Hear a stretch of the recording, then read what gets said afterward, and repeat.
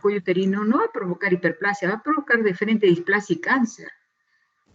En cambio, hay enfermedades hiperplásicas, patológicas como la de la próstata, como la del endometrio, y hay hiperplasias fisiológicas, como dijiste, cuando la mujer está lactando, la mama se crece en número de células porque la mujer necesita dar de lactar y necesita un buen trabajo de los acines, esos se replican. Entonces, esa sería una hiperplasia fisiológica, ¿no es cierto? ¿Te resulta, te parece así la idea, Adona, o qué otra idea tienes tú? Sí, doctora, concuerdo con usted. Claro, porque fíjate, si estamos pensando que un cáncer donde hay tanta replicación es hiperplasia, no. En el cáncer, la replicación no se hace de forma natural. Las células no se replican en dos. Acuérdense que las células somáticas, no las embrionarias, se replican en dos, ¿no es cierto? Siempre se multiplican y de una madre da lugar a dos. Pero en el cáncer, una da 5 o 6, no siempre es número par. Y son múltiples, son números grandes, altos, muchas veces impares. De una célula salen 13 o salen 3. Y normalmente no tendría una célula por qué dar lugar a 3 nuevas, solamente a otra más. Y esa nueva a otra también. Entonces, las hijas son pares, son en par, nunca en impar, número impar. Y en el cáncer sí se da número impar, entonces es diferente. El mecanismo de replicación que se da en el cáncer es diferente al mecanismo de replicación que se da normalmente. ¿Ya? Las mitosis, estamos hablando de las células somáticas, las mitosis siempre son en número par, nunca en impar. Entonces, no hay cómo pensar que en el cáncer pueda haber hiperplasia. La hiperplasia es un mecanismo adaptativo de la célula, pero es dentro de un marco del no cáncer. No es canceroso. Algunas hiperplasias, decía, son fisiológicas y otras son patológicas, porque ya no se revierten porque ha habido tal influjo hormonal que han provocado cambios bastante, han alterado tanto a ese órgano, a ese tejido que termina dañándose, ¿no? En forma irreversible. Entonces, vamos a diferenciar esas cosas. Camilita, ¿estás ahí? Sí, doctora. Sí, doctora. Muy bien, Camila. ¿Tú estás recordando cuáles son los depósitos de las proteínas? A ver, menciónate unas 3, 4, así.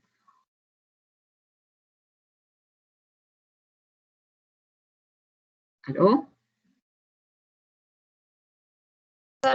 Parece que hay dos Camilas, o no sé.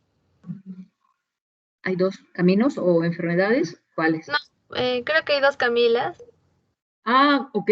Hay una Camila Irene, perdón. Camila Irene y Camila Fresia. Entonces, ¿con quién estoy hablando? Con Camila Fresia, ¿no es cierto? Sí. Ya, Camila Fresia, dinos a ver. Habíamos visto depósitos de proteínas. ¿Cuáles son las que más te han impresionado? ¿Recuerdas? A ver. En el caso del amiloide. Muy bien, es uno. Entonces, que da lugar a la amiloidosis, ¿no? Ya. Sí. 2, ¿cuál otra? En las células plasmáticas. Ya, la célula, no dentro de las células plasmáticas fabrican una inmunoglobulina anormal, ¿no? Las Ya, inmunoglobulinas y se acumulan en el retículo endoplasmático rugoso. cuerpos de Russell, le llaman cuerpos de Russell, ¿no es cierto? Sí. Muy bien, ya está. Otra.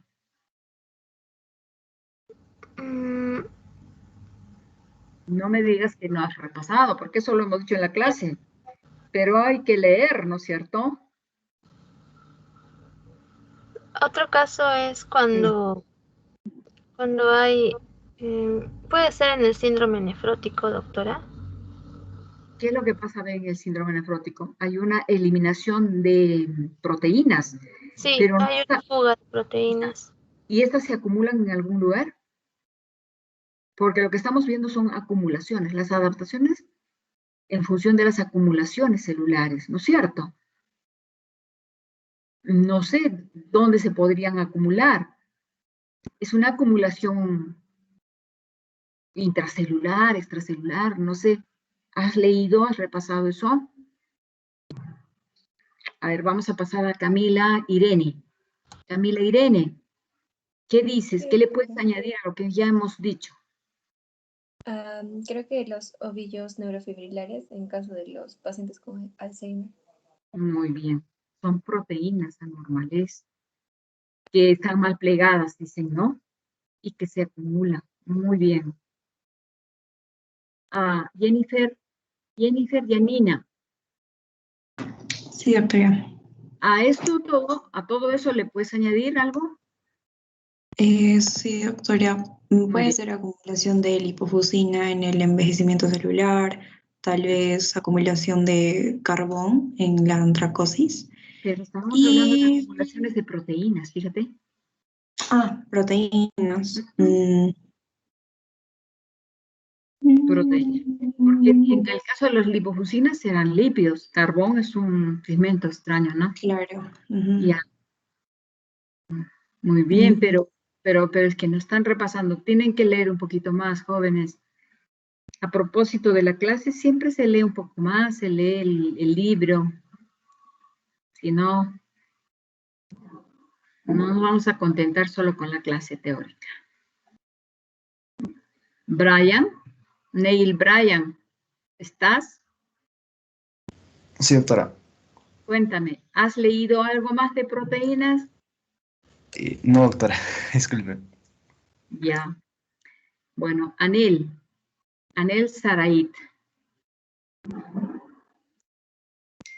Anel Saraid, ¿qué me dices?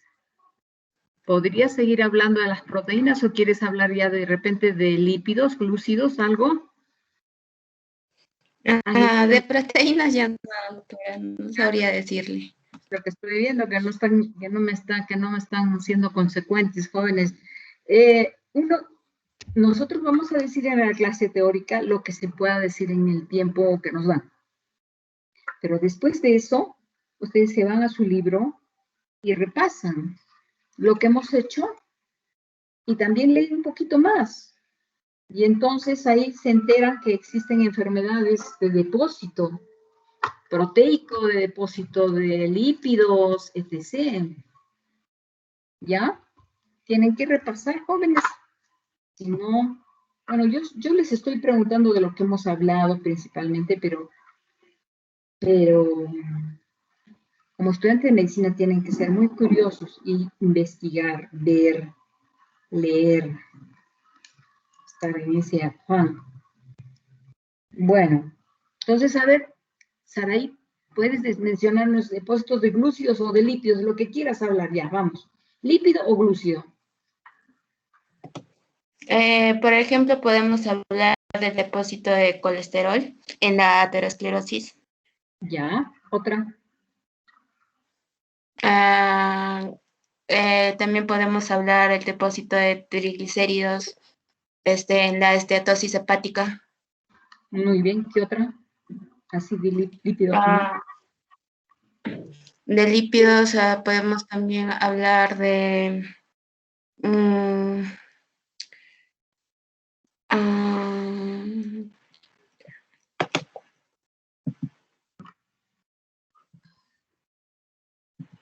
Pigmentos, ¿te acuerdas de que hablaste de lipofuscina? ¿O quién lo sí, dijo? de lipofucina cuando hay envejecimiento celular. Eso también son lípidos. Ah, Es un pigmento que ah, sale, que se deriva de una fosforilación lipídica, acuérdate, ¿no es cierto? sí. Sí, Ya. sí, sí, doctora. Ah,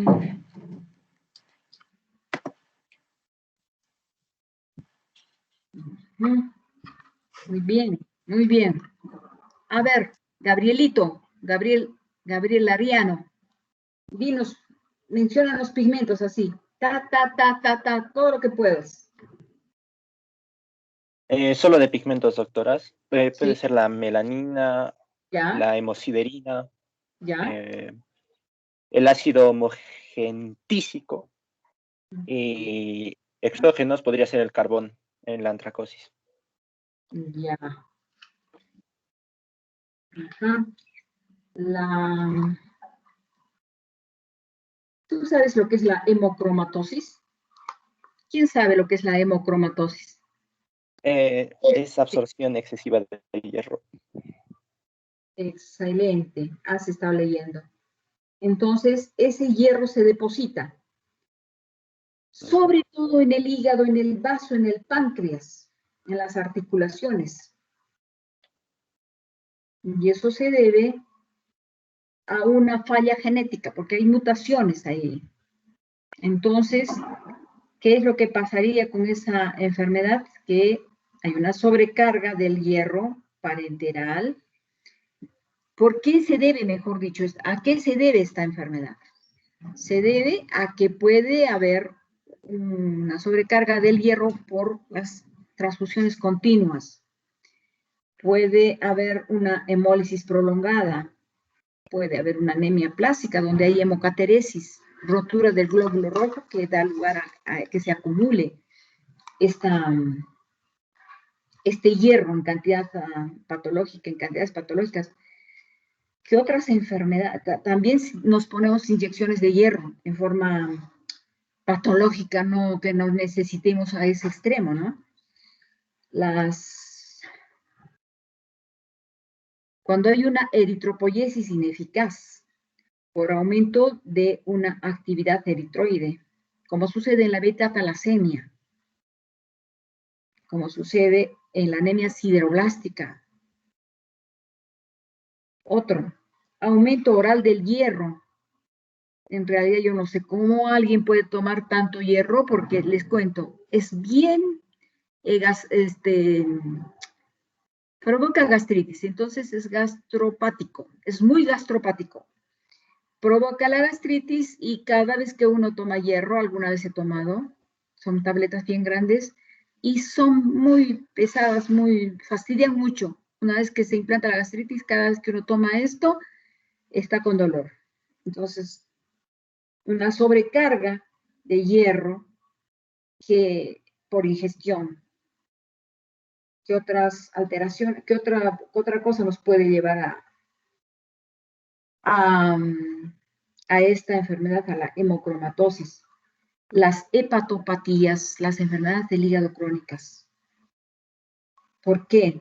Por ejemplo, la alcohólica, lo que hablábamos el otro día de la esteatohepatitis alcohólica. Porque la maquinaria metabólica hepática está insuficiente.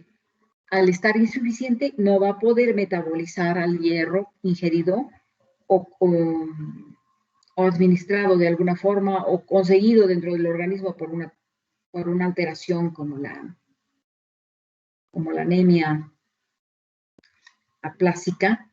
Entonces, este hierro va a provocar que se acumule en muchos tejidos por causa de que no se metaboliza. No entra una buena metabolización. Lo mismo pasa con las porfirias. Y después termina el hierro acumulándose en la piel. ¿Ya? Hay un tipo de hemocromatosis en el bebé, en el recién nacido.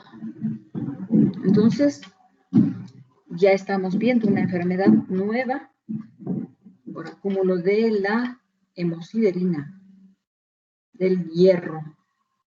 El hierro que se deposita en todos estos órganos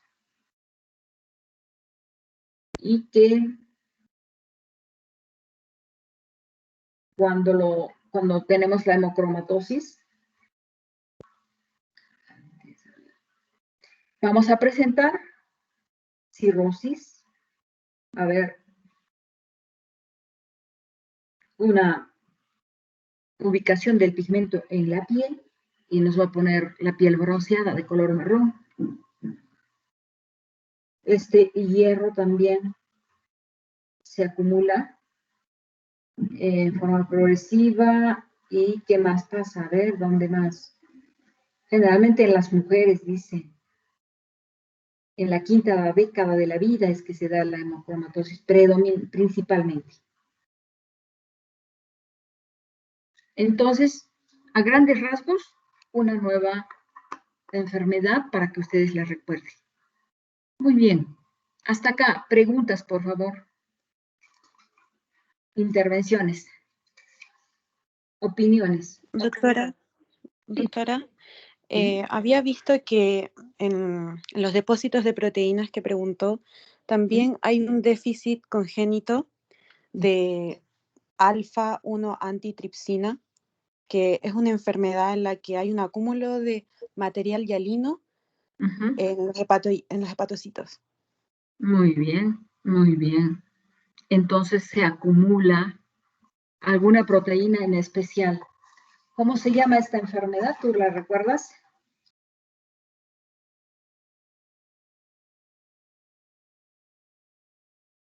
No, no la recuerdo.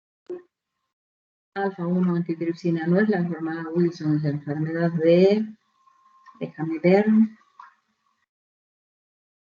yo soy principalmente patóloga, ¿no? Me gusta el hígado, pero no puedo recordar todas las hepatitis. Entonces, no soy hepatóloga, pero... Doctora, solo dice deficiencia y que es Ok. No tiene un nombre. No, dice deficiencia de alfa-1 antitripsina. AAT, así es las siglas. Exacto. Y que va a dar lugar al plegamiento de las proteínas. Muy bien. Y que esas se localizan principalmente en el hígado, ¿no es cierto? Sí, en los hepatocitos. En los hepatocitos. Muy bien. Y que puede ocasionar también cirrosis, pancreatitis y... Sí, eso, pancreatitis. Son los órganos que principalmente se dañan. Y lo que vamos a ver en la microscopía son las inclusiones citoplasmáticas de esta proteína en forma de glóbulos dentro de los hepatocitos. Muy bien. Entonces, otra enfermedad nueva para recordar acúmulo intracelular de proteínas. Muy bien. Yo creo que vamos a pasar entonces a la siguiente clase, pero ya estamos repasando, estamos tratando de entender por qué. Estas acumulaciones, si simplemente las mencionamos y las recordamos, son lípidos, son pero si no las relacionamos con las enfermedades, no vamos a poderlas recordar bien. De hecho, no nos van a servir mucho si no las relacionamos con lo que hacemos a diario los médicos. ¿Qué es lo que vemos? Enfermedades. En las enfermedades, a través de la enfermedad, vemos los cambios morfológicos de los órganos. Obviamente, en base de las fallas que tengan las células. ¿Ya? Entonces, por acumulación de lípidos, vamos a ver una esteatosis, vamos a ver un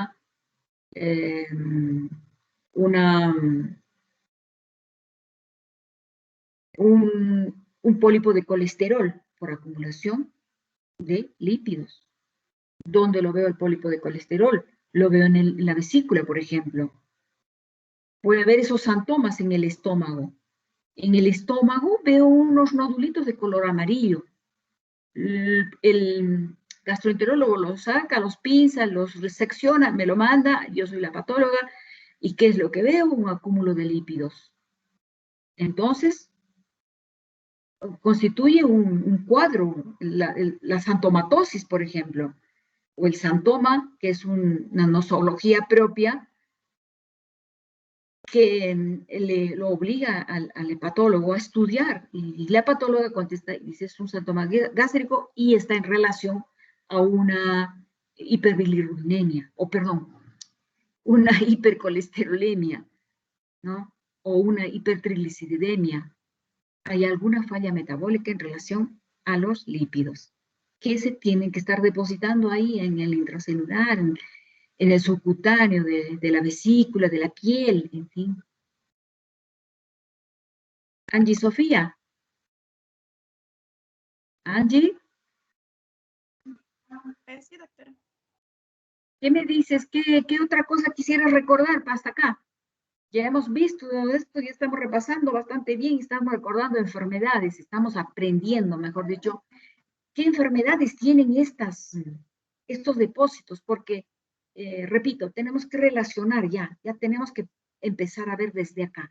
Cuando ustedes lleguen a su momento del internado, ya ustedes van a saber la colestasis, la esteatosis, el pólipo de colesterol, el xantoma, eso está relacionado a la poliliposidad, y eso sale, porque ya el conocimiento se quedó. A ver, Angie, ¿qué otra cosa nos quieres aportar? No podría ser también agregar que otra sustancia o sea, que se puede acumular es el glucógeno, que bueno, también es relativamente frecuente.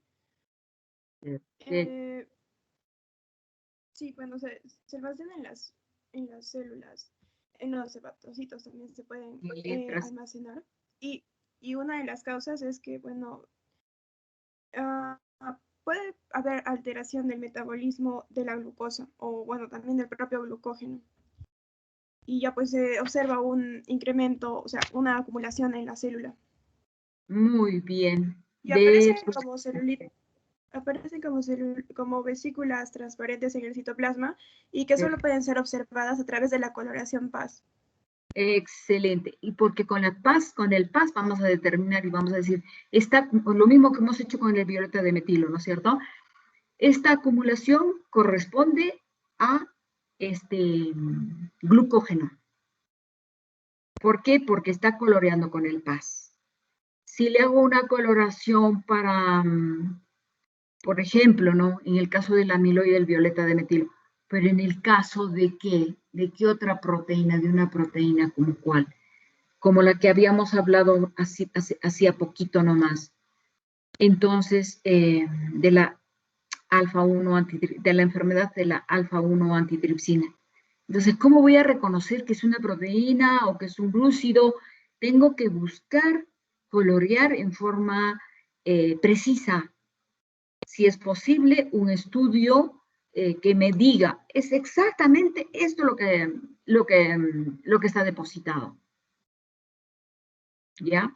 Entonces, así a la par vamos viendo que tenemos que, al momento del diagnóstico, utilizar ciertas enzimas, ciertas coloraciones especiales para el diagnóstico.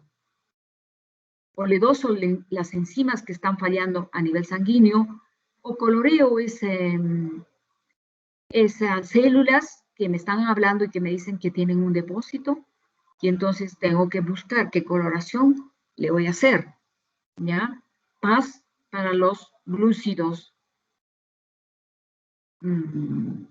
para las proteínas, como en el caso de repito, de la amiloidosis, pues la violeta de metilo. Para el caso de los cuerpos de Russell, buscaré hacerle un poco de cadenas pesadas, cadenas ligeras, por inmunohistoquímica. Y así por el estilo. Entonces, alguna coloración específica vamos a tener para cada uno, o un estudio de la falla enzimática. Muy bien, ¿alguna sugerencia, alguna opinión, alguien que ha repasado, leído algo más? Doctora, sí, justo hice una presentación de la pielonefritis santogranutomatosa, que hablaba de los isquiocitos se llenaban de lípidos y les daba un aspecto de citoplasma espumoso. Mi duda es ¿cómo se diferencia eso? Sé que no es una enfermedad común, pero igual hay que tenerlo en cuenta. Exactamente. No es una enfermedad muy común, se da generalmente en las enfermedades crónicas y que son algo destructivas. En el caso de las insuficiencias renales que terminan con la tiroidización, entonces ahí vamos a tener estas pielonefritis, porque la pielonefritis es un proceso inflamatorio que muchas veces infeccioso también. Entonces estas células, estos macrófagos que se han engullido un lípido, las vamos a reconocer porque tenemos que hacerle alguna coloración para lípido. Y existe una coloración para lípido. Existen los Sudán. El Sudán 3, el Sudán 2 tal vez, pero con Y seguridad el negro también creo. El Sudán negro creo. Que no. Lo también. que pasa es que con el Sudán se ponen de color negro. Claro, tienes razón. También se llama Sudán negro, ¿no? Porque nos va a dar esa coloración algo oscura y por eso se denomina también Sudán negro. Pero yo recuerdo que le llamamos Sudán 3. Yo no lo uso frecuentemente, no lo usamos, porque ya, digamos, lo reconocemos directamente, ¿no? Entonces, eso, aprender que los Sudán, que son varios, puede ser que un Sudán Black también nos apoye para llegar al diagnóstico preciso. Pero conforme uno va aprendiendo en histología y en patología, resulta que algunos lípidos van a quedar como espacios claros y otros lípidos van a quedar dentro de los macrófagos y van a ser fácilmente reconocibles. Entonces, ya estos Sudán que los usamos más en forma académica, dejan de tener uso en forma práctica. Ya no los usamos a diario, porque ya los reconocemos. Como reconocemos otros depósitos intracelulares de lípidos. Y justamente la clase de hoy día, que ya la empiezo a cargar ahora, va a mostrarles eso.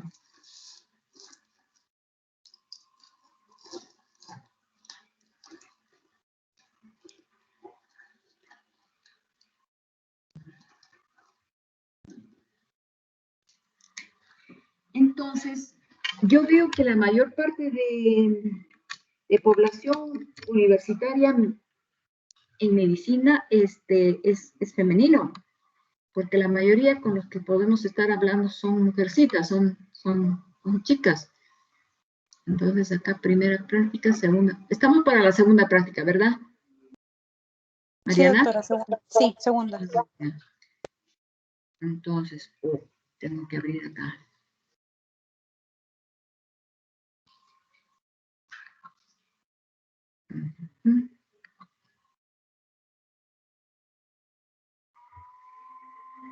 Segunda práctica. Ok, ahora la tienen, ¿verdad? Sí, sí se ve. Adaptativos celulares. Acá vamos, bueno, no, entonces no estaban acá los depósitos. Pero bueno, hiperplasia, hipertrofia, atrofia y metaplasia, que ya los conocíamos por teoría y hoy día vamos a ver y vamos a diferenciar que es cierto, vamos a ver que algunos órganos no solo tienen hiperplasia, sino que a la vez hiperplasia con hipertrofia.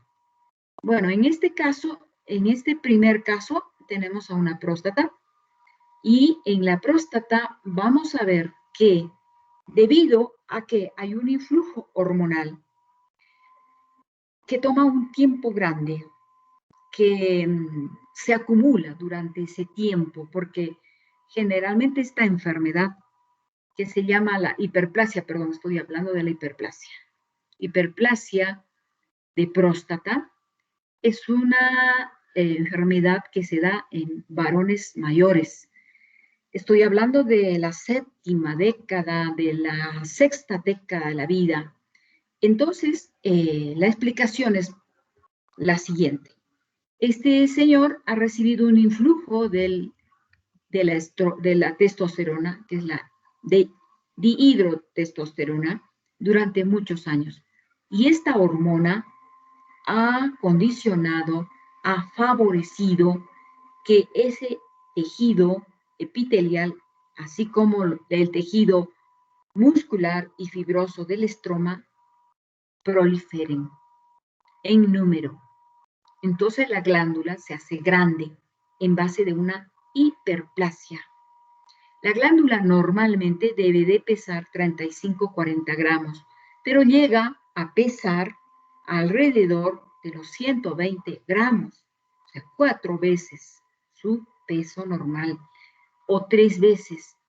Y una cosa característica que la expresa en la clínica es que este señor portador de hiperplasia, que es una persona de 70 años, tiene dificultad para orinar. Entonces, el hábito normal de esta función se hace completamente patológico. Estoy diciendo que va a tener que ir muchas veces al baño a evacuar esa vejiga. Va a tener dificultad cuando micciona. Va a tener que pujar para sacar la orina, hasta con un poco de dolor. Estamos hablando de la disuria, de la polaquiuria. Polaquiuria es cuando se va a orinar a cada rato. Disuria es cuando duele. Hematuria cuando sangra. Nicturia, porque orina varias veces en la noche. Entonces, todo esto, ¿por qué? Porque esta próstata grande obstruye a la uretra prostática. Recuerden ustedes que la próstata tiene en la parte central un espacio por donde sale la uretra, por donde pasa la uretra que sale de la vejiga y se dirige al pene, porque durante su camino por el pene se denomina uretra peneana, pero acá uretra prostática. Pues sucede que esta uretra prostática está yugulada, estrangulada por el crecimiento de esta próstata, que no solo se hizo evidente en la superficie externa en forma de nódulos, sino también hacia este espacio mínimo de la uretra. Entonces, no hay un vaciamiento completo de la vejiga. Por lo tanto, puede infectarse y llega el momento en que se obstruye totalmente.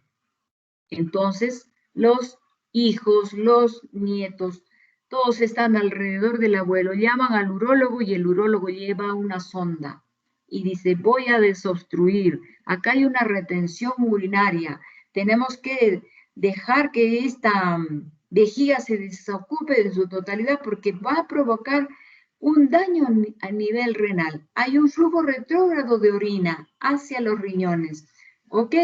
Y le coloca la sonda, saca toda la orina y junto con ella sale sangre y coágulos sanguíneos. ¿Qué pasó? Que esta sonda arañó a esta próstata que se estaba creciendo hacia la luz de la uretra. Entonces, una vez que deciden operarlo, llega a mi mesa una próstata que es 4 veces el tamaño normal, que se ha deformado porque ya no tiene esa forma piriforme de perita bonita, no, y que además pesa en forma exorbitante, 90, 80, 100 gramos, 120, ¿no? Entonces, cuando le hago los cortes, encuentro esto, que este epitelio está sumamente hiperplásico, y veo ahí hiperplasia epitelial, algunos espacios quísticos también, alternando con esto, pero también me llama la atención en el estroma esa proliferación muscular y de tejido conectivo que tiene este órgano, que está aportando una hiperplasia de próstata. Antes le llamábamos hiperplasia benigna, pues ahora ya no. Se supone que la hiperplasia es solamente benigna, pero resulta ser que puede concomitar con un cáncer. No quiero decir que la hiperplasia vaya a evolucionar a un cáncer o que sea de un cáncer ya iniciado. No, nada tiene que ver con el cáncer. No, en absoluto, pero puede concomitar, es decir, en este mismo espacio puedo encontrar a la hiperplasia, pero más allá, unas glándulas con cáncer, que por supuesto tienen orígenes diferentes. ¿Ya? Esta hiperplasia es secundaria al influjo hormonal. Este cáncer está asociado a fallas genéticas. Muy bien. Entonces, a esto le llamo hiperplasia fibroadenomatosa de próstata. Vamos a ver otra hiperplasia. Acá hay no solo hiperplasia, sino también hipertrofia. O sea que tenemos multiplicación de las células, pero también crecimiento en tamaño y en cuerpo. ¿Ok? ¿De quién? Del músculo liso en una gestante, en el útero de una gestante. El miometrio, que está también sujeto o sometido al influjo hormonal, que se da durante todo el tiempo. Las mujeres estamos influyendo en nuestro cuerpo, nuestras hormonas están influyendo en la morfología de nuestro cuerpo y en la fisiología durante todos esos años de vida reproductora. Cuando pasamos esa edad, esa etapa, ya no, ya cesó la fábrica de hormonas y ya los órganos no van a recibir este influjo tan importante como lo es antes de la menopausia. Y este influjo hormonal, pues, va a dar lugar a la hipertrofia, a la hiperplasia, al cáncer, a muchas cosas. Bueno, en este caso, ¿qué pasó? Que por un lado teníamos a la gestación que estaba influenciando con sus hormonas, pero por el otro lado, el crecimiento del producto, del feto, va a provocar como si estuviéramos estirándolo al órgano. Este órgano incrementa su volumen por hipertrofia también. Obviamente después del nacimiento vamos a tener una regresión en cuanto a la hipertrofia y también la hiperplasia. Muy bien. Acá tenemos al miometrio, donde está señalando el asterisco. Y aquí tenemos al endometrio. Este es el endometrio, todo esto. Y este es el miometrio. Una fotito más. Y miren qué tamaño tiene este músculo. Cada fibra, cada fibrilla larga con su núcleo ahí. Entonces acá se han replicado estas células, pero también se han crecido en tamaño. Hipertrofia e hiperplasia. Igual acá, estas fibrillas que dejan de ser fibrillas, que se convierten en fibras grandes, con un solo, o tienen varios núcleos, ¿no? El músculo estriado.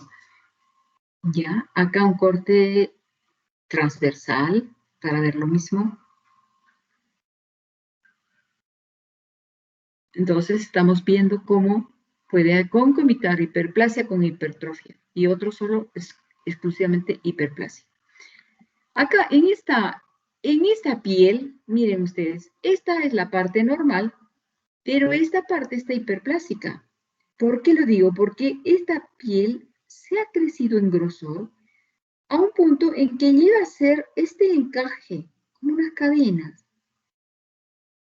Y lo mismo ahí, y acompañadas por estas formaciones que se llaman perlas córneas, quistes córneos, y que no son más que la acumulación de la queratina por parte de los queratinocitos o células córneas, que fabrican queratina, se acumula y forman estos remolinitos que son extracelulares,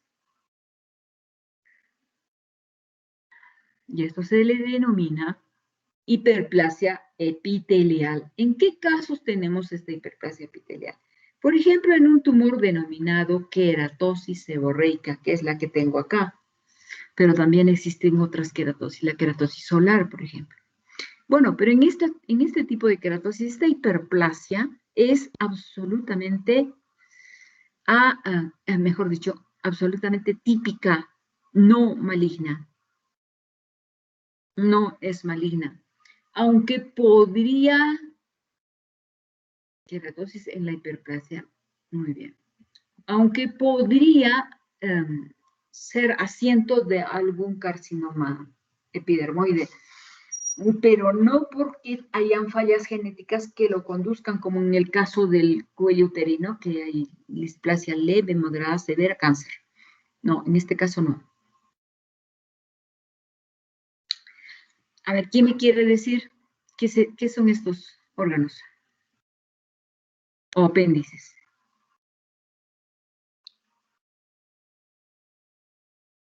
Jóvenes, ¿me escuchan? ¿Aló? Sí, doctora. Ya me pongo triste, digo, ¿qué les pasó? Pues yo estoy hablando ahí solita. Bueno, a ver, ustedes díganme qué cosas son.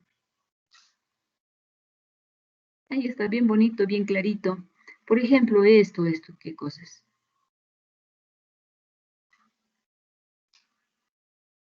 Es un anexo de la piel, ¿qué se llama?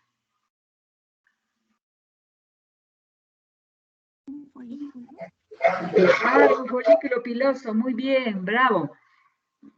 ¿Y esta otra glandulita? Al lado del folículo. Glándula sebácea. Perfecto. Y estas glándulas que están acá, esta abiertita y esta otra, no son sebáceas, esa por si acaso. Sudorí. Sudoríparas. Muy bien, sudoríparas. Entonces, son los anexos de la piel. No tienen que ver con el tumor, pero hemos tratado de recordar. Esta parte de la dermis se llama dermis papilar y esta toda se llama dermis reticular. Por debajo del dermis reticular ya tenemos al subcutáneo. Muy bien, pero estamos hablando de esta hiperplasia que se forma así en forma de un encajito. ¿Qué se da con esta enfermedad? Que es la queratosis seborreica. ¿Cómo se manifiesta clínicamente? Porque son unas manchitas marrones en áreas expuestas, en piel, en áreas expuestas. Ejemplo, la cara, las manitos, el dorso de las manos, obviamente.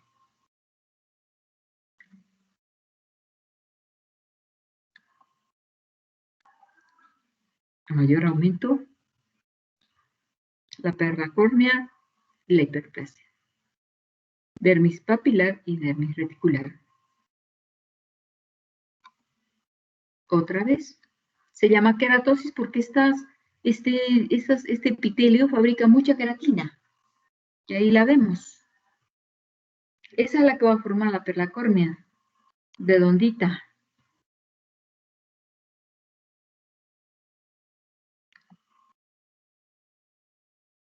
Muy bien. ¿Alguien ha leído sobre la hiperplasia endometrial?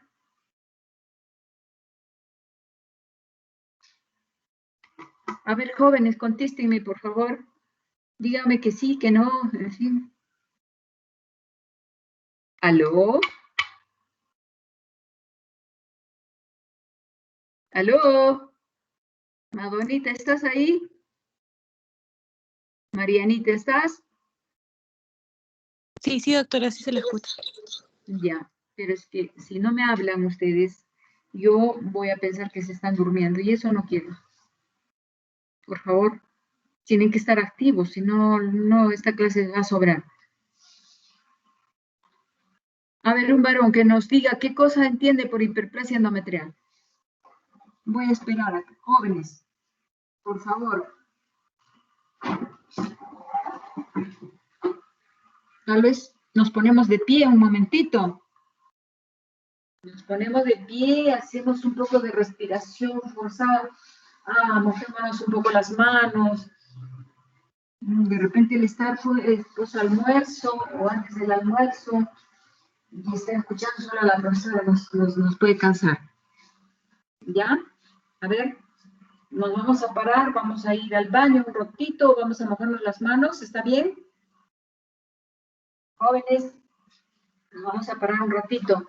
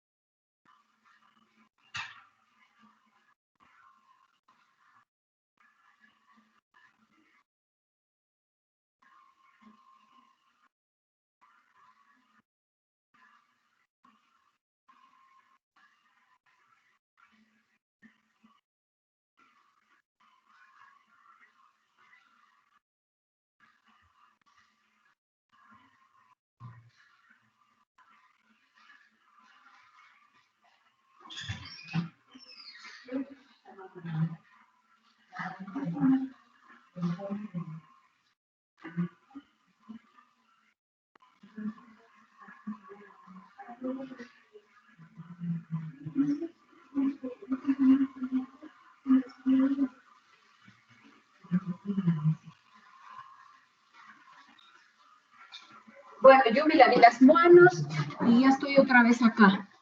A ver, ¿con quién podemos conversar? ¿Algún voluntario? A ver. Doctora, en la hiperplasia endometrial se puede dar de forma fisiológica, por ejemplo, en el ciclo menstrual, cuando hay, por la acción de los estrógenos, y tal vez patológica cuando esa acción de los estrógenos es excesiva. Ok, podríamos tomarlo de alguna manera, podríamos decir eso, pero en el caso de del ciclo menstrual, que en la primera fase, en la proliferativa encontramos glándulas que proliferan, pero que no llegan a ser hiperplasia. Porque yo les digo, la hiperplasia en el endometrio se define como la ocupación de las glándulas endometriales por encima de un tercio de del estroma, o 2/3. A ver, déjenme completar la idea porque estoy medio dudosa. La hiperplasia endometrial. Bueno, es un crecimiento patológico. La hiperplasia en el endometrio significa crecimiento patológico. En cambio, la proliferación de la primera fase del ciclo menstrual simplemente llega a desarrollarse, llega a crecer estas glándulas, pero no de forma que sobrepasen su espacio. Y les voy a mostrar una página que yo frecuentemente la uso, que es el Patólogo Lines. Entonces nos vamos a ir al Patólogo Lines. Y voy a abrir el Patólogo Lines acá.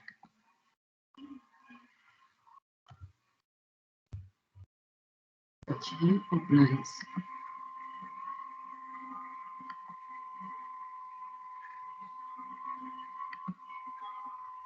Ok, tengo la página del patólogo Lines y me voy a ver útero. Y en útero voy a buscar endometrio y voy a ir a la definición de hiperplasia endometrial.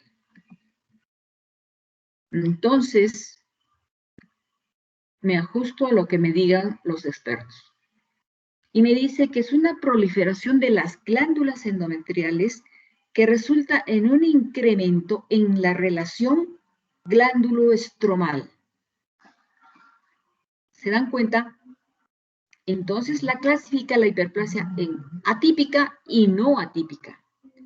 Pero entonces, ¿qué me está diciendo? Que acá hay una suerte de desbalance. Normalmente tiene que haber un balance entre el estroma y la glándula en el endometrio. Pero acá hay un desbalance. ¿Por qué? Porque las glándulas están incrementadas y están ocupando el espacio que les correspondía al estroma. Y la proporción es, acá abajo lo dice, incremento de las glándulas en la relación del estroma de más de 3:1 en la relación de las glándulas versus el estroma. Es decir, ya no está como debería haber sido, que probablemente era 1:1, pero acá se fue 3:1. Se incrementó tanto las glándulas que ocupan 3 veces el espacio de los elementos estromales. Entonces, con esa definición de hiperplasia endometrial, descarto a la fase proliferativa como una hiperplasia, ni siquiera fisiológica. ¿Estamos de acuerdo? Sí, doctora. Ok, entonces ya decíamos, esta hiperplasia puede ser típica o atípica, y esta cuando las mencionamos como atípica, definitivamente está en el camino evolutivo a cáncer. ¿Ya? Se considera, dice, a la hiperplasia atípica como una condición premaligna. Ahí lo está diciendo y lo dicen los expertos. ¿Y qué es lo que dice? Que hay un incremento del riesgo de la progresión hacia adenocarcinoma endometrial. Está diciendo que el precursor, que la lesión precursora del adenocarcinoma endometrial de tipo endometroide está dada por los estrógenos. Estos estrógenos provocan la hiperplasia y bueno,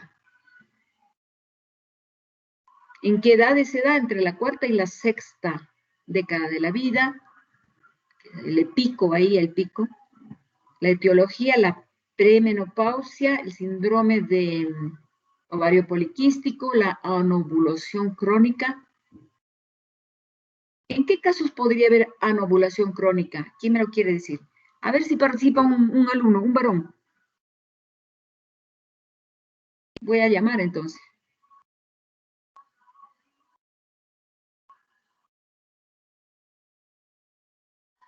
A ver, Neil Bryan. Sí, doctora. Vamos. La pregunta está hecha.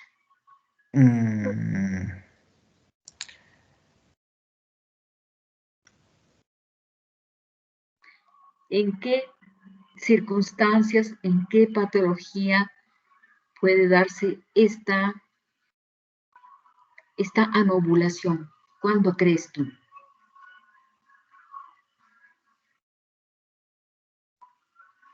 Acá lo dice, mira. En la parte inferior, en etiología, ahí está escrito. Dice síndrome del ovario poliquístico.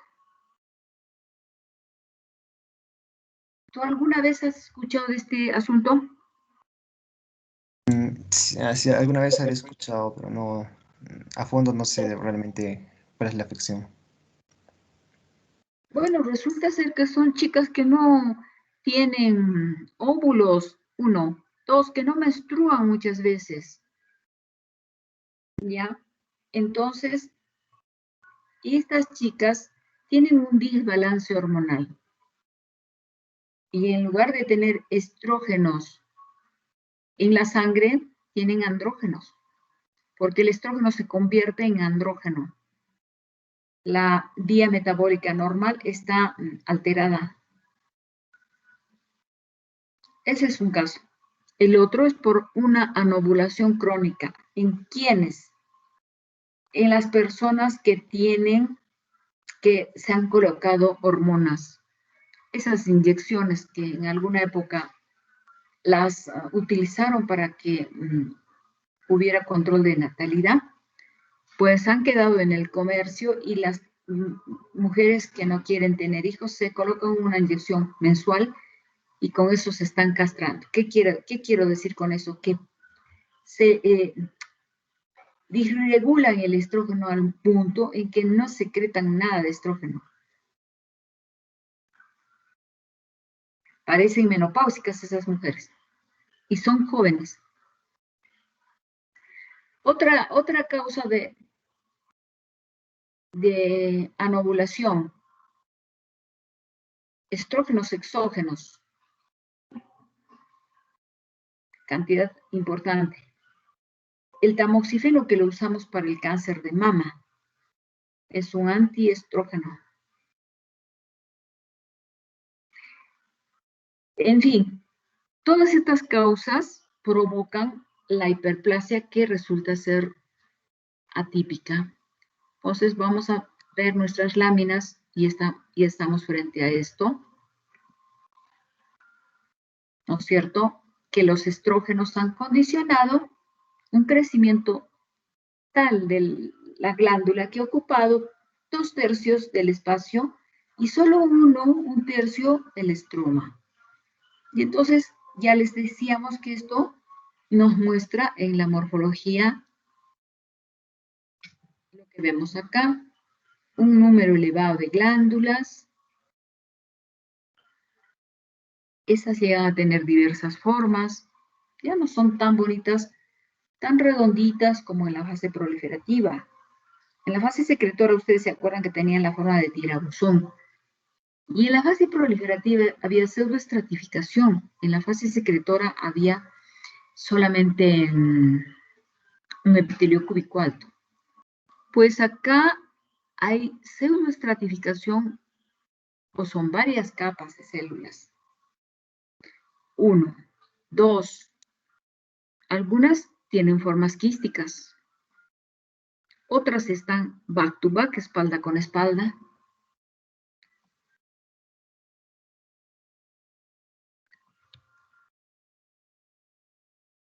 Y vamos a volver acá al patólogo para mirar fotitos de la hiperplasia.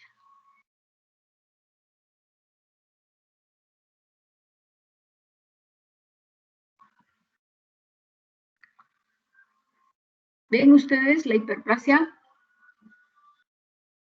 Esta es sin atipia. Sí. Muy bien, vamos a ver otras que tengan atipia.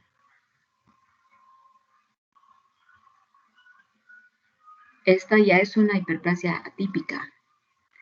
Mira, si comparamos con la que no tiene atipia, esta tiene un epitelio cilíndrico y los núcleos están a la base en su mayor parte. Algunos ya tienen un poco de pseudoestratificación, pero en cambio la hiperplasia atípica, ¿qué nos está mostrando? Acá hay varias capas de células. Imagínense, ya pues varias capas, ya no hay pseudoestratificación, acá hay una estratificación real. Hay mucha mitosis. Esto es atípico. Y obviamente esto va a evolucionar. Algo peor que es el cáncer. Otra hiperplasia típica. Se reconoce claramente. Acá hay poliestratificación, muchas capas de células glandulares. Acá también poliestratificación. Igual acá, varias capas. Peor esta. Y los núcleos son largos, ya no son redonditos como en el caso de la hiperplasia típica. Y estas son premalignas. Entonces nosotros volvemos a nuestra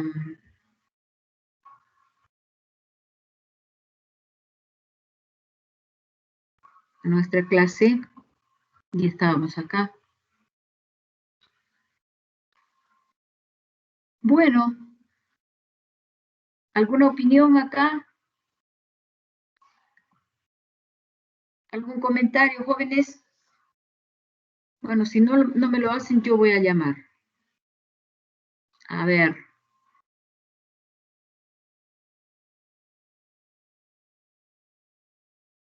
A ver, algún muchacho que nos diga algo.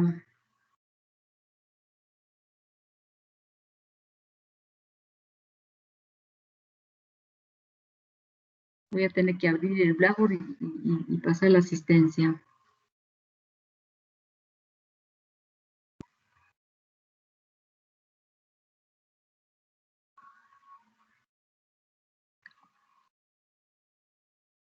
Acá tenemos, creo. A ver.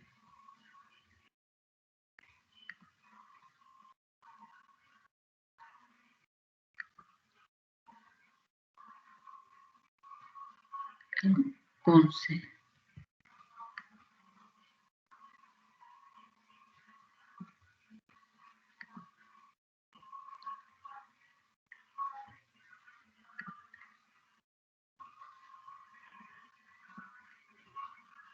Y a Miguel Ángel. Miguel Ángel Barreda. Hola, Miguel. No está doctora en la reunión. Omar Bellota. Sí, doctora. ¿Qué me dices? A ver, estábamos esperando una opinión. Yo estaba, bueno, leí que la osteopenia también puede generar estos cambios endometriales y no sé si generar una hiperplasia, pero no sé el mecanismo. Ya. Lo que pasa es que en la menopausia puede haber osteopenia, porque hay una alteración en el metabolismo del calcio fósforo y puede haber una disminución del depósito de calcio en los huesos. Pero realmente no creo que tenga una relación directa con la hiperplasia. A ver, vamos a preguntar a Diego, Diego Gonzalo, perdón, Diego González, Diego Armando. Doctora, buenas tardes. Hola, Dieguito, ¿qué cosa puedes añadir a esto de la hiperplasia? ¿Qué te ha resultado inquietante? A ver, cuenta. ¿O qué te... Sí, la si bien es clínica. cierto, Sí, dime. si bien es cierto, se produce a partir de una menstruación anormal, ¿no? Por lo que hay un exceso del estrógeno o la falta suficiente de progesterona. Sí, muy bien, muy bien. Muy bien, ya hemos dicho en qué circunstancias, en qué enfermedades, ¿no? Que a veces pasan desapercibidas. Por ejemplo, jóvenes que comienzan con el ovario poliquístico que no le dan mucha importancia, a la larga pueden llegar a esto, ¿no? A esta patología. A ver, vamos a seguir. Derly Eduardo, ¿estás? Derly. No ha venido Derly. Luis Fernando. Sí, doctora, presente.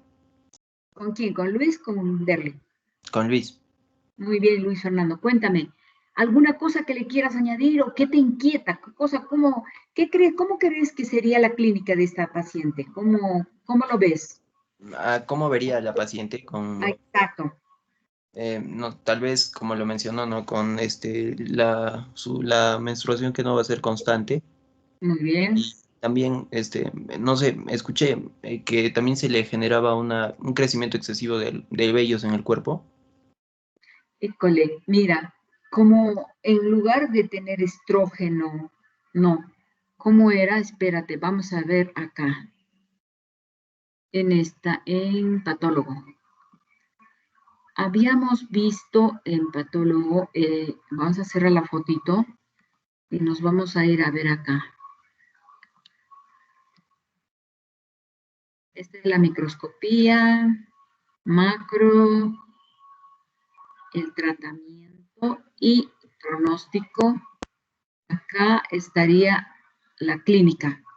Hemorragia uterina disfuncional o anormal y casos raros asintomáticos, dice. La etiología.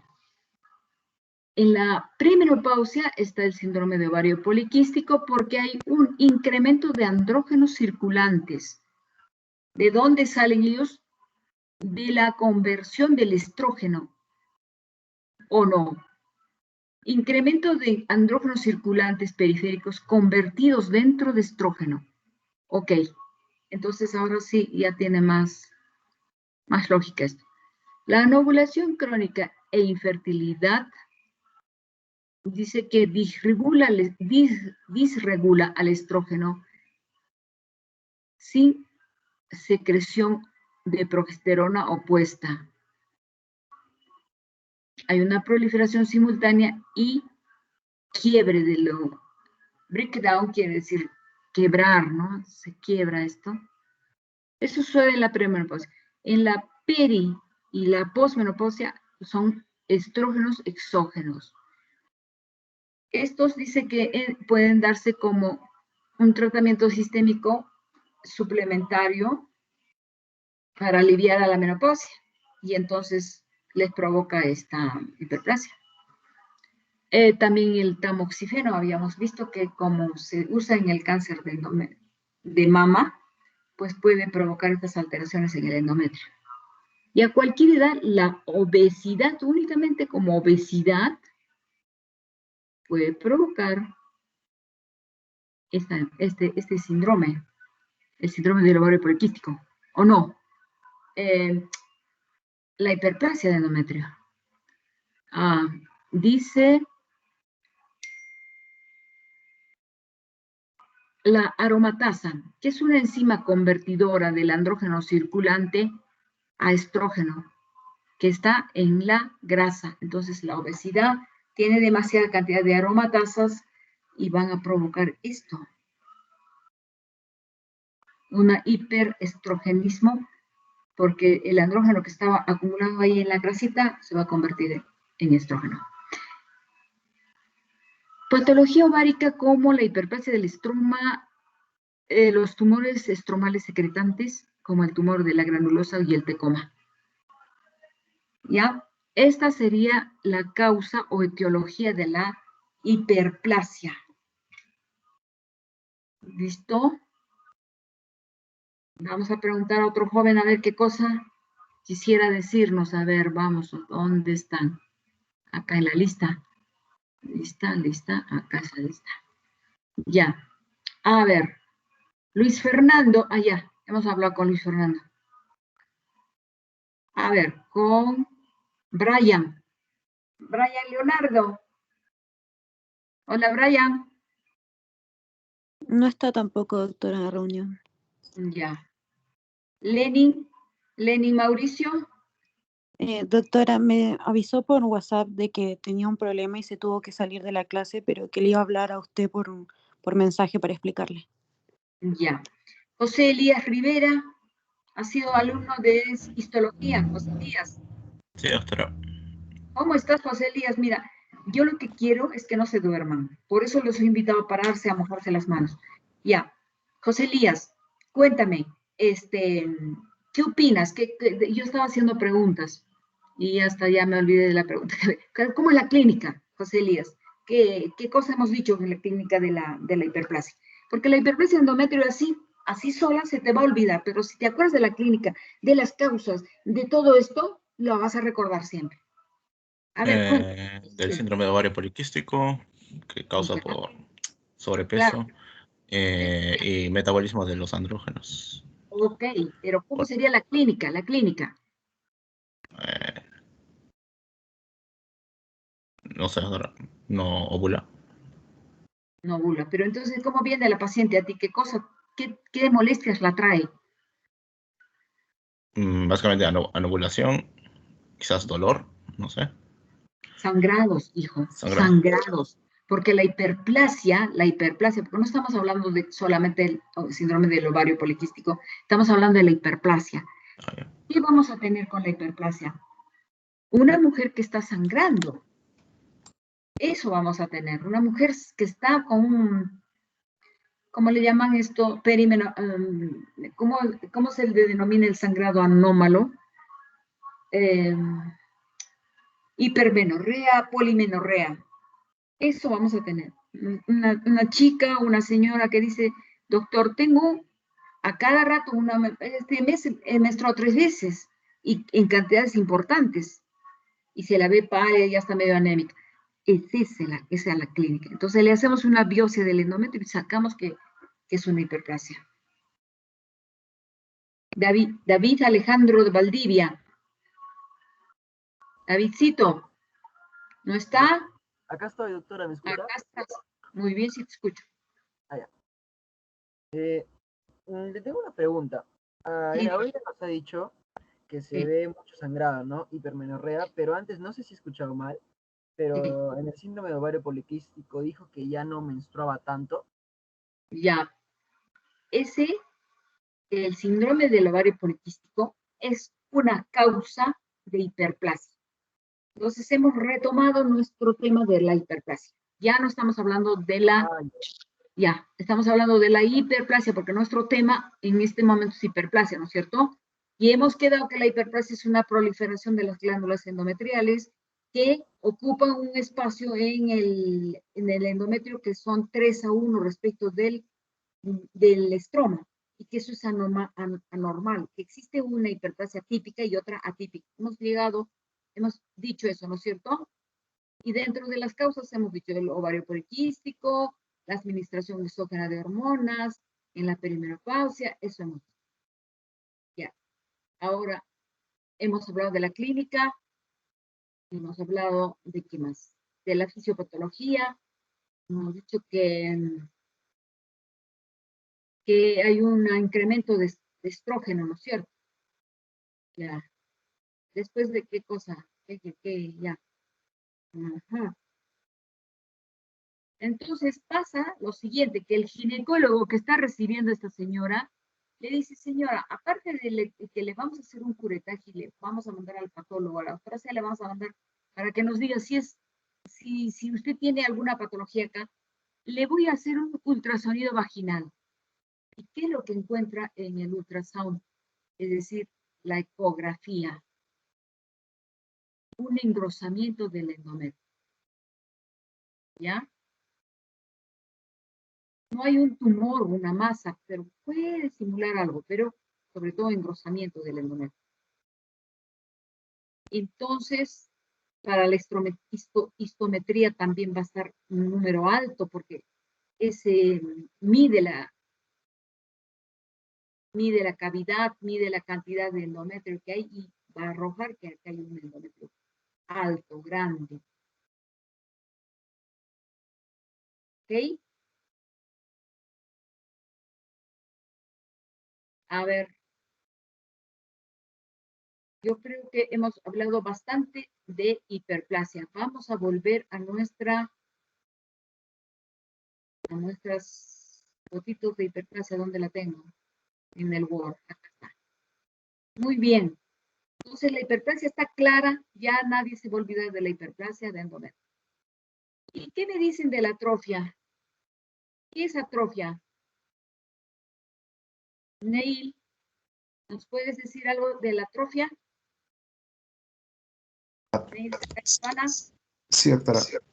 cuéntanos.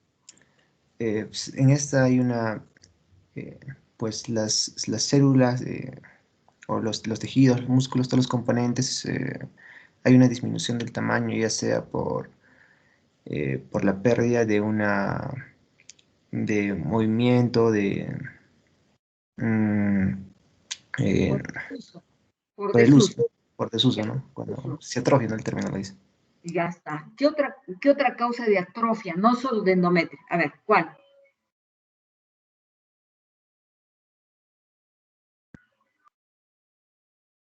Como la atrofia muscular. Muy bien, por desuso, ya. Pero, a ver, retomemos a Neil. A ver, ¿qué otra causa de atrofia, aparte del desuso? Cuando esa región sufre algún accidente y queda en regeneración. Si hiciera regeneración, de repente hasta puede haber hiperplasia, hipertrofia. ¿Te acuerdas que alguien en la clase pasada mencionó que por embriología, en el momento en que se embriona este niño, puede sufrir atrofia? Alguien lo mencionó, que las atrofias también pueden darse por otras causas como cuando es embrioncito. Vamos a ver.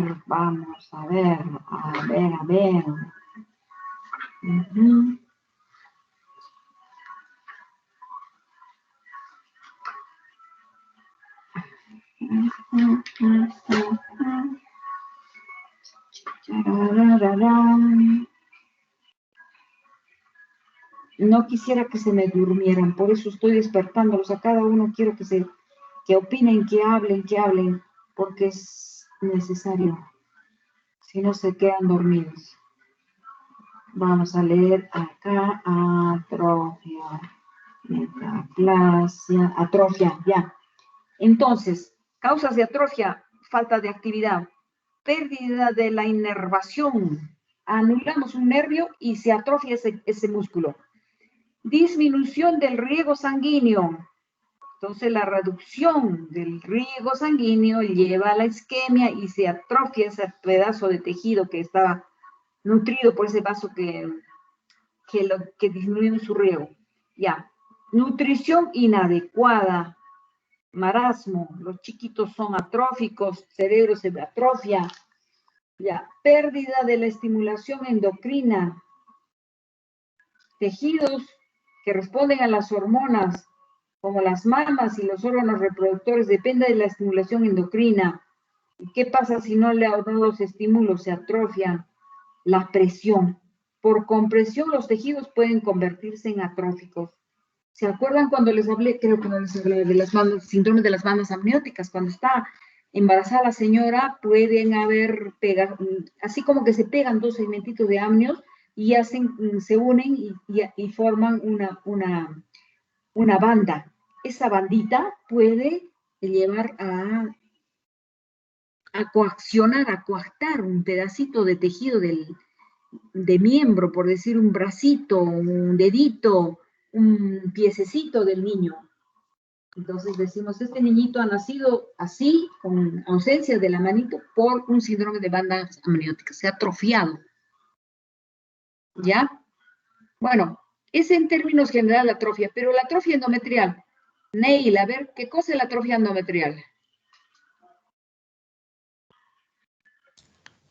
Es cuando existe un adelgazamiento o la atrofia, la parte vaginal empieza, pues, todos los componentes de las paredes, pues, hay un adelgazamiento, requesedad. Muy bien. Eso se da en la menopausia, ¿no? Puede darse en la menopausia, ¿verdad, Neil? Sí, doctora. Pero en el endometrio, ¿qué pasaría? ¿Qué pasaría en el endometrio? En lugar de ver esa hiperplasia que acabamos de ver, vamos a encontrar una disminución de estas glandulitas. Y miremos esta fotografía acá. Todo lo contrario, ¿no es cierto? Una glándula por acá, la otra más allá, y la mayor parte es estroma. Y el epitelio de las glándulas ya no es ese pseudoestratificado o el cilíndrico alto, nada. Es cúbico. Miren acá. Cúbico. Por poco se hace plano. Eso es atrofia endometrial en este caso. Muy bien, tú decías la señora menopáusica que tiene una sequedad en la vagina, de paredes secas, también se atrofia ese endometrio que normalmente tiene, por decir, X cantidad de centímetros, pues se vuelve tan chiquitito, tan bajito, que está muy chatito, ¿no? Y se debe porque en este caso es por deprivación hormonal. ¿No es cierto, Neil? Sí, doctora. Muy bien, miremos esta foto. Ese es un endometrio muy pobre. Parece que tuviera un epitelio apenas plano, escasas glándulas, mucho estroma. Es atrofia. Muy bien, atrofia. Ahora hablemos de metaplasias. A ver, vamos a preguntar a...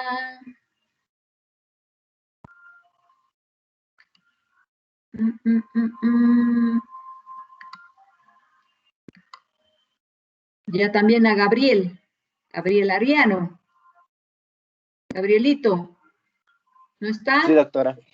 Gabrielito, Sí, estoy, luego doctora. Sí, hablaremos con David Alejandro, ¿ya? David Alejandro Valdivia. Pero Gabriel nos va a decir, ¿qué es metaplasia? ¿Qué es metaplasia, Gabrielito? La metaplasia es un cambio reversible de un tipo de célula por otro tipo, debido a condiciones externas generalmente. Ejemplo. En el esófago de Barrett se cambia el epitelio escamoso por epitelio cilíndrico, debido al reflujo. Muy bien, muy bien. Entonces, ¿es un cambio reversible o irreversible, Gabrielito? Reversible. Muy Reversible. Si las condiciones cambian, Muy bien, así es. Bueno, entonces, habíamos dicho con David. David Alejandro. ¿Estás, David? Sí, doctora, sí estoy. Muy bien. Entonces, ¿en qué otro ejemplo de metaplasia puedes darnos? El único que me acuerdo también es el esófago de Barrett. Ah, pero esto que estás mirando no es esófago de Barrett, esto es la unión escamocolumnar del cuello uterino. Y mira, esta es una glándula endocervical y acá afuera está el exocervix. Pero resulta ser que, por ejemplo, esta glándula está tapizada por epitelio escamoso en lugar de tener estas glandulitas cilíndricas normales, ¿no? Entonces acá veo un epitelio escamoso. Esto es metaplasia escamosa en el cuello uterino. ¿Ya? ¿Estás viendo, David? Sí, doctora. Muy bien, David. Entonces, metaplasia escamosa, que puede ser reversible, que no es atípica. Este es el esófago de Barrett. Y si ustedes ven acá, en la parte superior tenemos un fragmentito de epitelio esofágico y en la parte inferior estómago. Y vamos a ver, este epitelio es glandular, obviamente. Este epitelio es poliestratificado plano escamoso. Pero acá cuando veo a mayor aumento el esófago, ¿qué encuentro? Y acá hay un pedacito que me llama la atención. Este pedacito, esto es una metaplasia glandular que me recuerda al estómago. Entonces digo metaplasia gástrica. Y cuando veo intestino, digo metaplasia intestinal. Cuando el intestino se parece al delgado, digo completa. Y cuando se parece al grueso, digo incompleta. ¿Ya? ¿Ya, David? ¿Estás de acuerdo? Sí, doctor. Ya, muy bien. Ya hemos hablado con Gabriel. Ahora quisiera hablar con quién. Angie Sofía. Angie Sofía. Sí, doctora. Sí, doctora. Hablando de este mismo tema, vamos. ¿Cuál es la diferencia entre el grueso y el delgado? La histología del intestino grueso versus el delgado. Bueno, en el intestino grueso hay principalmente glándulas caliciformes. Muy bien. Y en el delgado hay unas celulitas que no las tiene el grueso. ¿Cómo se llaman?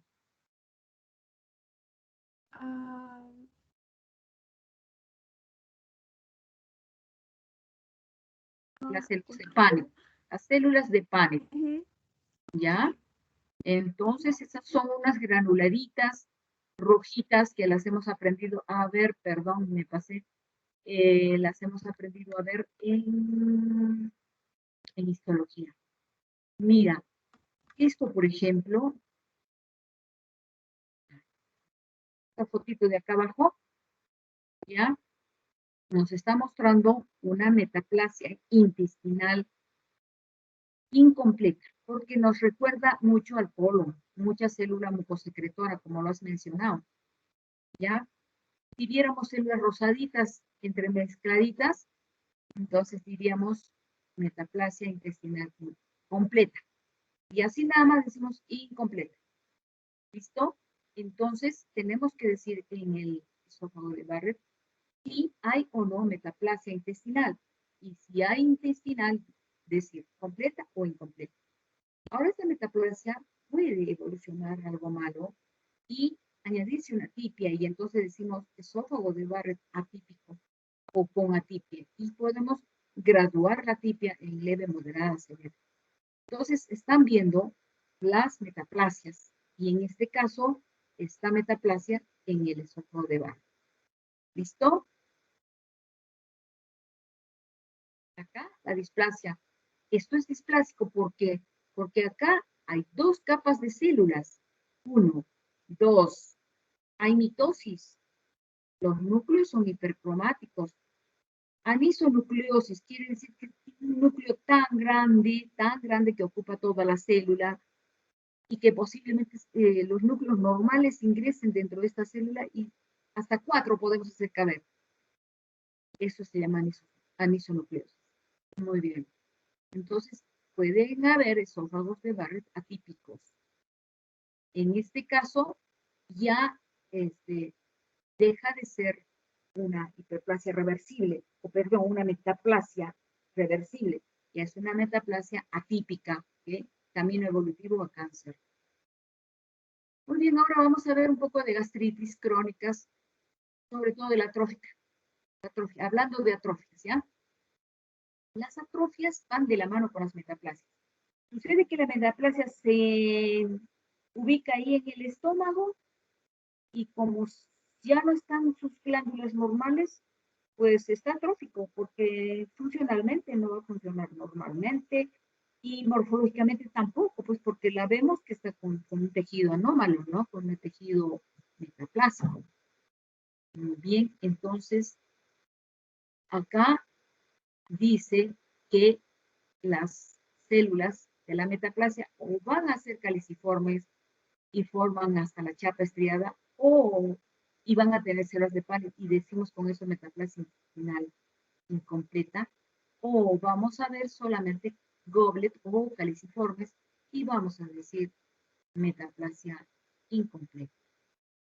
Acá ven ustedes, este epitelio está chatito, bajito, lo vemos a mayor aumento y vemos que está full glándulas, que tiene muchas células caliciformes y tanto decimos es una metaplasia intestinal. Y por lo tanto, este estómago pues está atrófico. Ya no funciona bien, pues. Igual, metaplasia intestinal completa. Y lo mismo acá, metaplasia intestinal incompleta porque es colon, no completa, porque la completa sería intestino delgado. Y no he visto las Paneth acá, ninguna Paneth. Tampoco acá. Entonces estamos con atrofia intestinal, que significa reducción en el número de las glándulas del epitelio propio del estómago, reemplazado por este tejido intestinal. Ok, vamos a ver un depósito acá. Ya habíamos hablado de la hemosiderina, aquí me lo quiere recordar. A ver, Marianita. Mariana. Mariana se fue. No, doctora, aquí estoy. No prendí el micro. Bueno, vamos, ¿qué es la hemosiderina? ¿Te acuerdas? Es un pigmento. Muy bien. Que tiene color amarillo dorado o pardo. Y que contiene al hierro de la hemoglobina, ¿no? Sí, al hemol. ¿En qué circunstancias vas a tener este pigmento, esta hemosiderina? En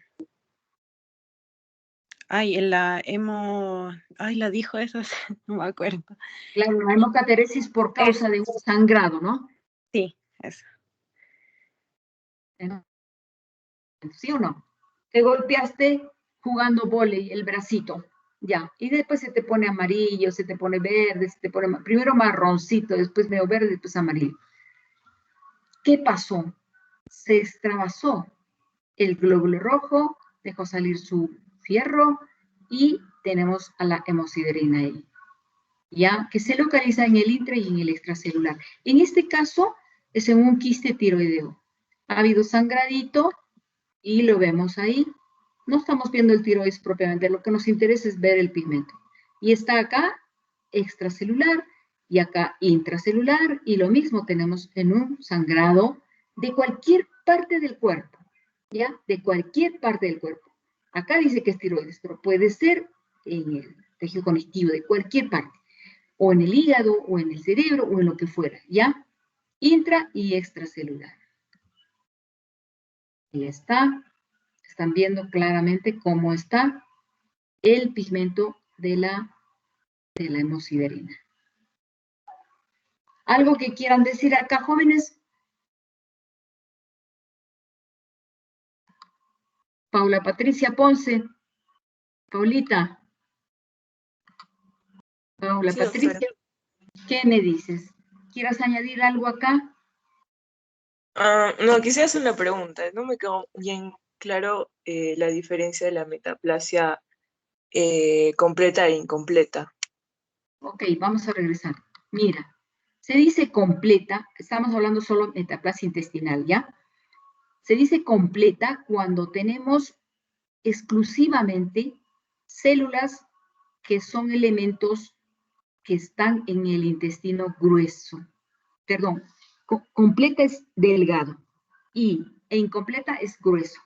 Entonces, si tengo goblet cell, o sea, célula caliciforme, entonces digo que se parece al intestino grueso, por lo tanto es incompleta.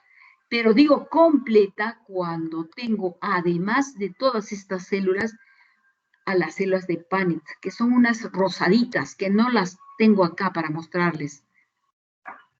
Pero ustedes van a regresar a sus libros de histología y vean, busquen, por favor, estas células, ¿ya? Las células Punnett. Entonces ahí dicen metaplasia intestinal completa. ¿Listo, Paula? Sí, doctora, gracias. Ya, con todo gusto. Sí. Muy bien. Ahora, para finalizar, vamos a ver otra cosita. Vamos a ver una vesícula biliar que tiene macrófagos que se han fagocitado lípidos. Otra vez depósito de lípido dentro de la célula. Miren ustedes, esta es la pared de la vesícula biliar de la mucosa y a manera de como un pólipo,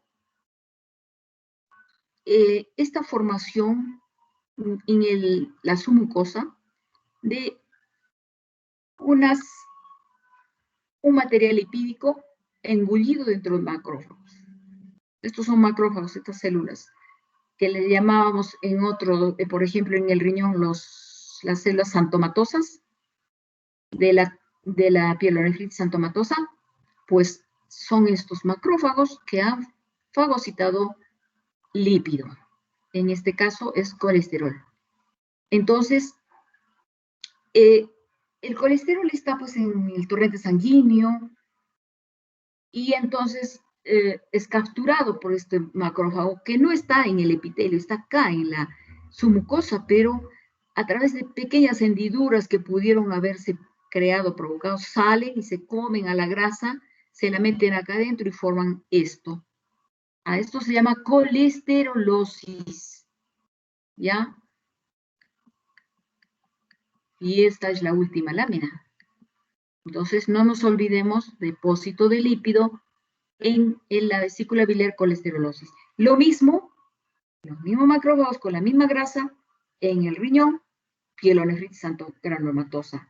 Los mismos en el estómago, xantoma. Y los mismos en la piel, sobre todo en la piel laxa como la del párpado, xantoma cutáneo. Hemos dejado bastante inquietud ahora. Yo quisiera que agarraran sus libros y que vayan a buscar xantoma cutáneo, la colesterolosis, y a ver, entonces, para que amplíen sus conocimientos. Jóvenes, casi las 4 de la tarde o las 3 de la tarde. Los dejo porque no quiero que se me cansen. Les voy a pedir que se paren, que se mojen las manos, que caminen un poco, que se vayan a una ventana y respiren bien, se aireen bastante para poder retomar sus clases. Posiblemente más tarde tengan otras clases. ¿Listo? Un abrazo y los dejo. Terminó la práctica. Marianita. Sí, doctora. Muy bien. Entonces, se acabó la práctica. Ya, doctora, muchas gracias. Doctora, Entonces, ¿a la sí, siguiente clase vamos a tener pasito de este tema? No. Vamos a tener una práctica sí y una práctica no. Porque si no los voy a cansar también.